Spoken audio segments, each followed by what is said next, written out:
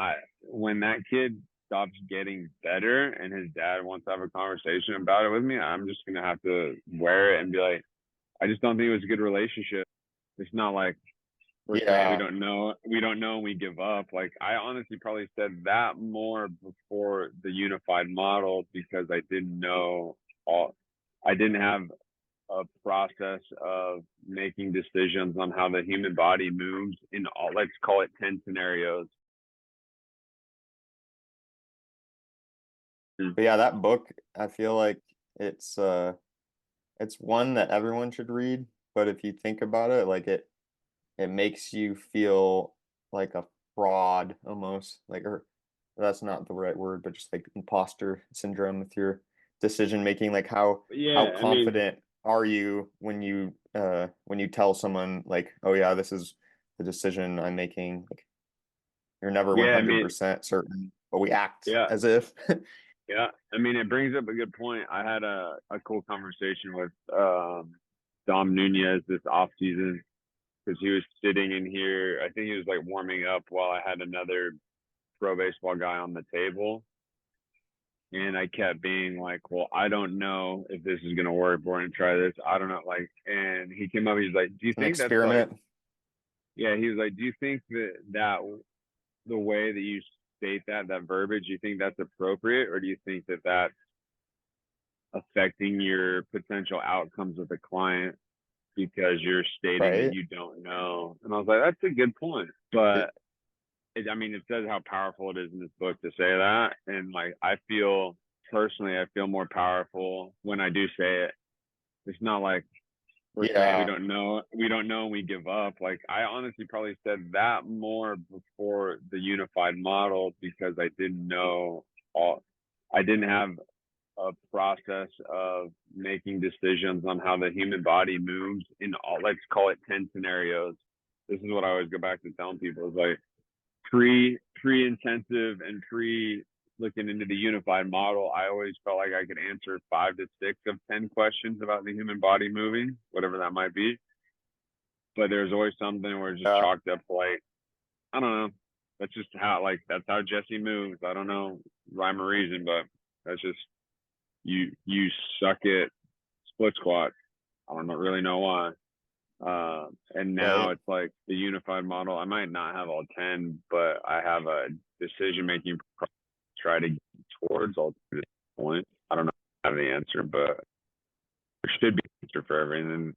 Everything there shouldn't be. It's just a potential. Like, Well, after the outcome, that's the cool thing about the book is it's like I remember they were talking about this one guy where no, he I'm like basically was I'm like like overconfident in all of his decision making. When you're so when you're winning, like you contribute it to your skill, and then when you're resulting. losing, you attribute it to like bad luck or like vice versa. So like when you're winning, this is probably less common, but like when you're winning, you attribute it to good luck, and then when you're losing, you contribute it to lack of skill. But in reality, it's like you only know whether you made the right like thought process or whatever Uh-huh. after the results are in. And then if you think about like, I don't know, the principles you applied to your decision making, then you can start to learn from like literally just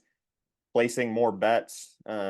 You'll become more certain, like you're never 100%, but the more exposures you get. So think about like literally anything new, like You can use it. You can use statistics too for that.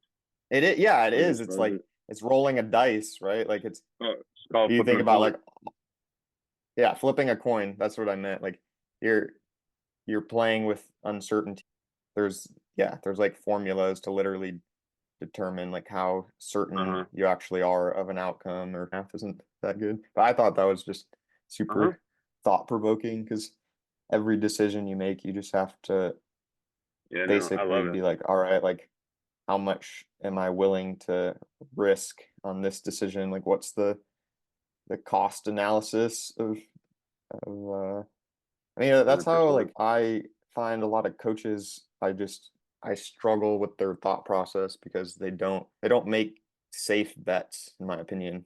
Like if Oh, you're dealing with a complex system and like a human that has so many variables that you can't control, you don't even know about, like half the time they don't even tell you all the information that would be valuable to make a better decision. But like you're going to that situation as if you know all the information that you, as if they're even like telling you everything, or that they dude, even know themselves, because half the times like they don't even have a clue. I feel like that a was really good point. how it was with me half the time. Like I didn't really know what was going on, but like I knew Yeah, something wasn't uh adding up, like the dice, or like the just the decisions I was making. I was like, okay, well, like something probably could get better. And then yep, you just keep on plugging in the formula or whatever and trying to learn from the outcome that you got.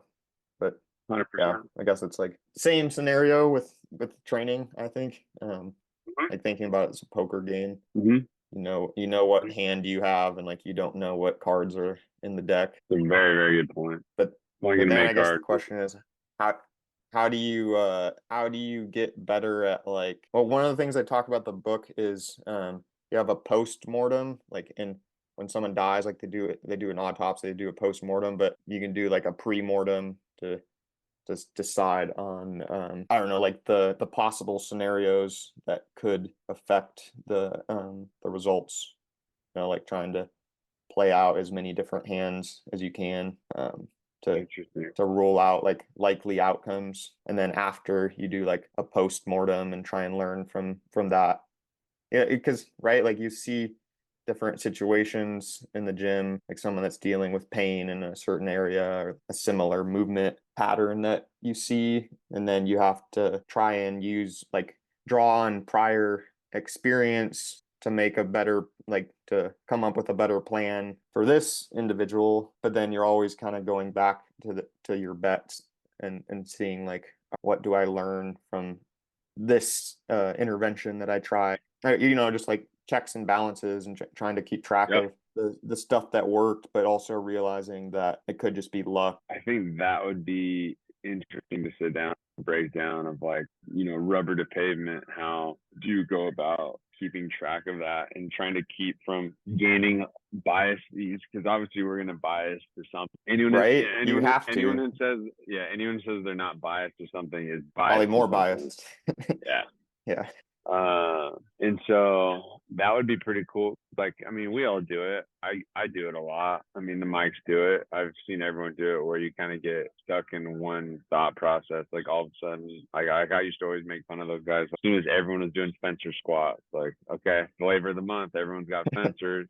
And so like I that's don't obviously even gonna think that happen. that's a bad thing though, right? Because we all have, No, I've no, seen so many different variations of the fencer mhm. squat, and I was like, oh, like that's a really smart take on that Yeah, or something, yeah, like, and again, yeah. I mean, because you're right. Like we have to understand that there are going to be biased thought. That's okay, and sometimes maybe that is a good thing. Because if nothing else, you're gaining enough experience with, let's say it is a hook line cross connect. You're going to get enough experience potentially seeing it work and not work with enough clients that it helps you in the future. You make better decisions on if that exercise is going to work with that new client or well, because whatever, it's new n equals situation. one, right? Yeah. It's always n equals one. And maybe this is like above my pay grade because I'm not a PT or anything. And like how many, like how many outcomes do you actually have to control for as a strength coach? Like there might be certain cases where you have more that you need to address as a strength coach or a trainer, general preparedness coach, or whatever you want to call it. And sometimes it might be less. Like maybe it is just simply, I mean, not to try to downgrade what you said, but maybe it is literally a hip replacement because of a degenerative bone in that side of the hip. And like that might be all they need to really worry about with that person is just the hip. Everything else is good. Like obviously they would hopefully do some range of motion numbers and some posture stuff and see if there's a reason behind, like uncover more of a reasoning behind the outcome that they had that required the surgery. Like sometimes in the strength and conditioning world, like when you sit down and assess a client, like you might have a lot to work through. There might be a lot on there. right? One of the case studies I have on there, a high school kid, like he's starting to move better. He came in with back pain.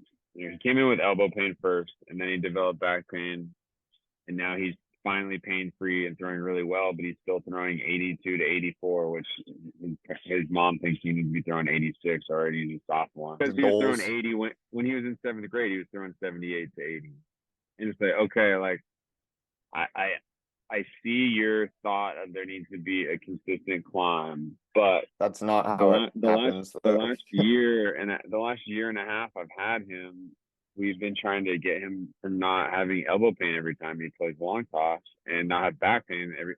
He was having to do resets in between innings when he was pitching because his back would tighten up.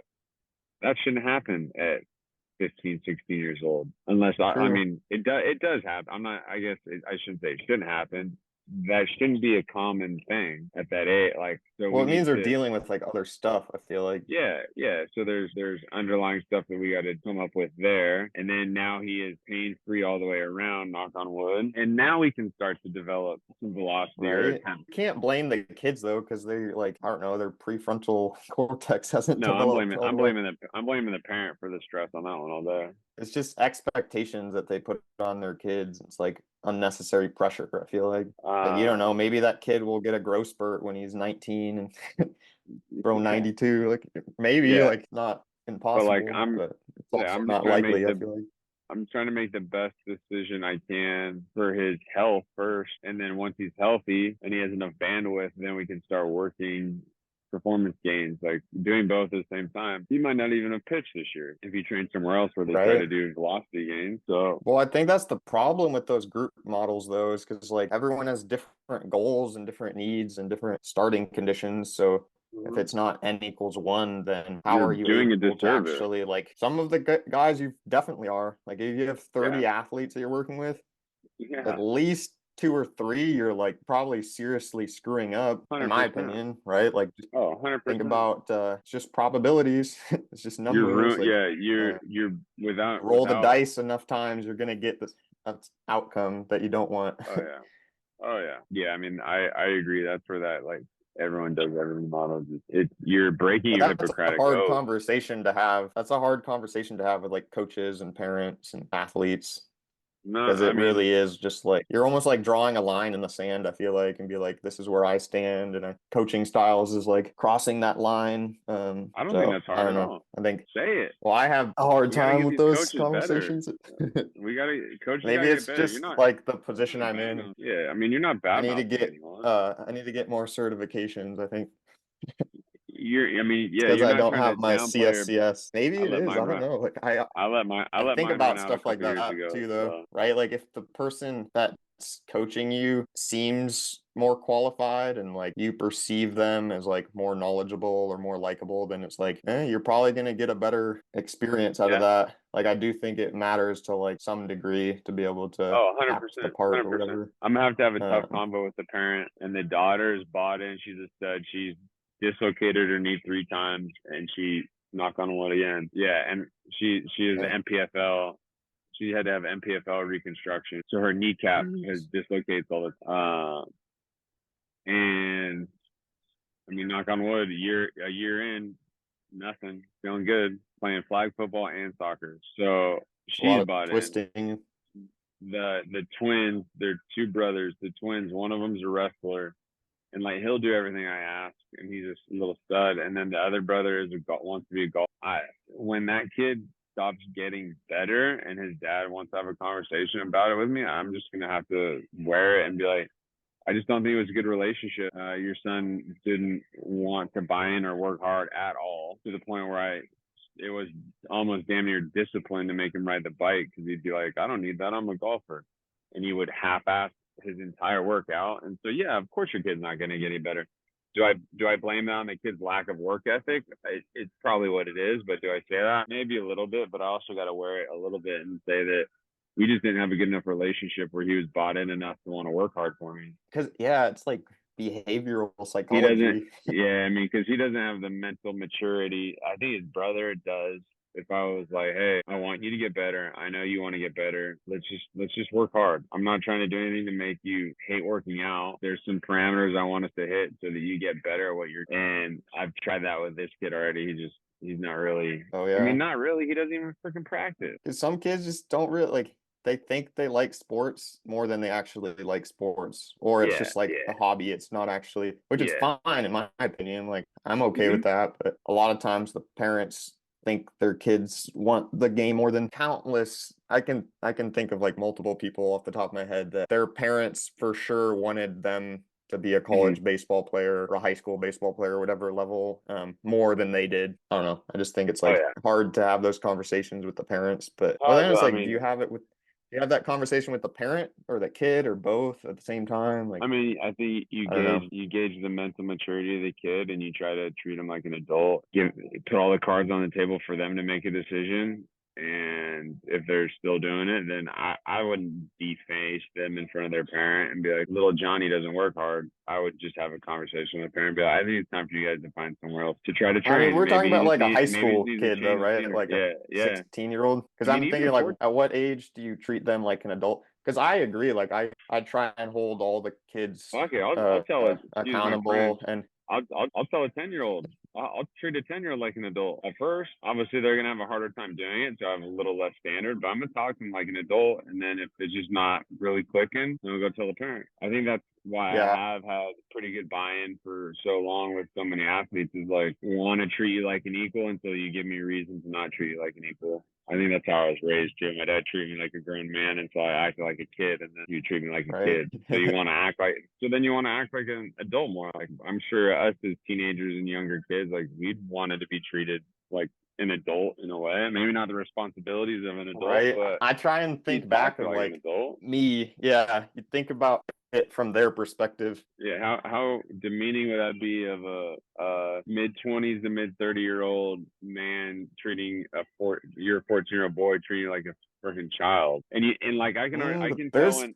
16, 17-year-olds that I worked with that their parents expect you to treat them Oh like yeah, a child. oh yeah. I don't know. And that's when you know it's going to go bad in their initial assessment when the kid can't answer any questions. I had a cool one. Dude, when I had a cool one Monday night where I talked to, it was a sophomore girl, freshman going into a sophomore year next year. And I talked to her mostly, and her dad would ask her, he'd be like, calling him, can I add anything to that? Is that okay if I add what I see? And she'd give him a yes or a no. And there was like once where she's like, no, I think I said everything I need to say there. I like nice, that. But then when it's like the kid can't even speak to you. where he like looks at the parent for approval Hmm. before he Hmm. answers. So I have two 10-year-old soccer girls that I'm working with, which is way below the age I normally do. They were a That's referral young, from, yeah. and one of the daughters, one of the girl, their best friends, one of the girls is locked, is confident, tries stuff, has a smile on her face, and the other girl is so timid, and dad has to do everything, and it's very interesting Oh, different dynamic. families, Yeah, different families. they're just friends. Yeah. I mean, 10 years old in a gym, whether you're like whatever, but like what sport Hmm. doesn't matter, but that's Hmm. kind of intimidating. I could Oh heck yeah. I And could so that's. understand that, but Oh yeah, and so that's where it's like it's fun because like that's what I tell the parents is my number one goal is I want them to be confident coming in here. One of them already is, the other one not so much, but we'll keep working on it.